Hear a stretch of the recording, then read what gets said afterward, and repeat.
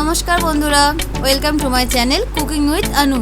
অনু রান্নাঘরে আপনাদের স্বাগত। আজকে আমরা দেখব পনিরের একটি লোভনীয় রেসিপি, ধাবা স্টাইল কড়াই পনির। এই জাতীয় রেসিপি আমরা সাধারণত ধাবা বা রেস্টুরেন্টে খেয়ে থাকি। একদম পারফেক্ট রেসিপি দেখতে চ্যানেলটিকে সাবস্ক্রাইব করে পাশে থাকুন। চলুন আর দেরি না করে দেখে নেওয়া যাক এই রেসিপিটি।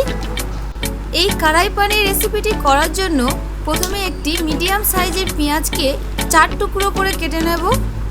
এবার এইরকম কিউব শেপে পেঁয়াজের খোসা ছাড়িয়ে নেব। এইভাবে ক্যাপসিকামকেও কিউব শেপে কেটে নেব। এখানে একটি মিডিয়াম সাইজের ক্যাপসিকাম নিয়েছি। কাঁচা লঙ্কাগুলি রিং সাইজে লম্বা লম্বা করে কেটে নেব। এই রেসিপিটি করার জন্য আমি এখানে 200 গ্রাম মতো পনির নিয়েছি।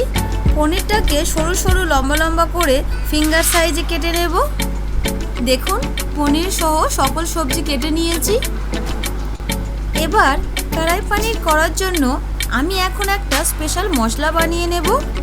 যার জন্য একটি কড়াইতে নেব 1 চামচ গোটা ধনিয়া, 1 চামচ গোটা জিরা, 3 পিস শুকনো লঙ্কা, 2 পিস এলাচ, 2 পিস লবঙ্গ, 4 পিস গোলমরিচ আর 1 টুকরো দারচিনি। এগুলোকে একত্রে ড্রাই রোস্ট করে নেব। তারপর মিক্সিতে ফাইন ড্রাই পেস্ট করে নেব।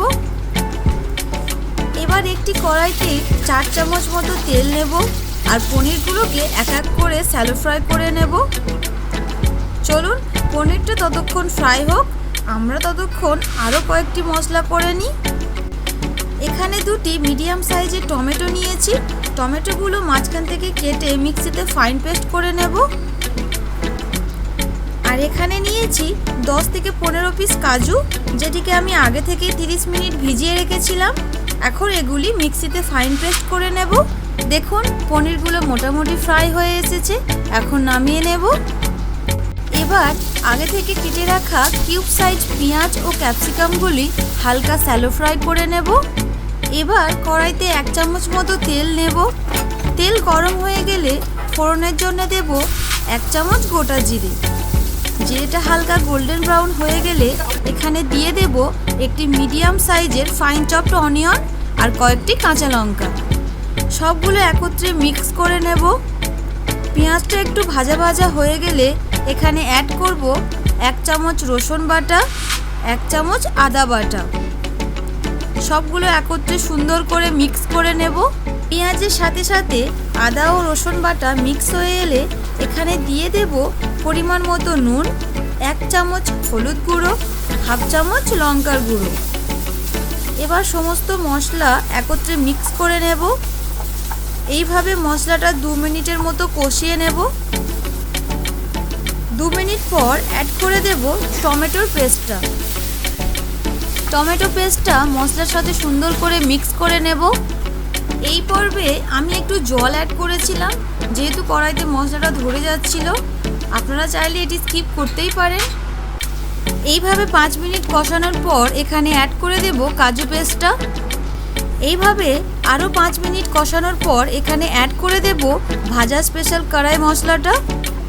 মশলাটা সবগুলো একত্রে সুন্দর করে মিক্স করে নেব আর আরও একটু জল অ্যাড করে দেব।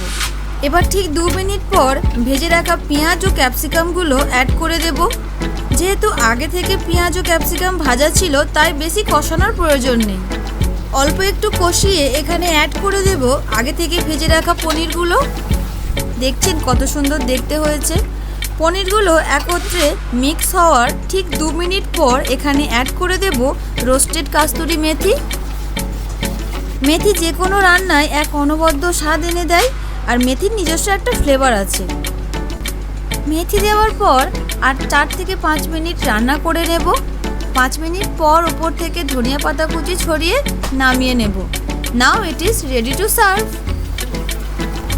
আপনারা দেখতেই পেলেন কত সহজে বানিয়ে ফেললাম ঘরোয়া পদ্ধতিতে রেস্টুরেন্ট স্টাইলের কড়াই পনির রেসিপিটি।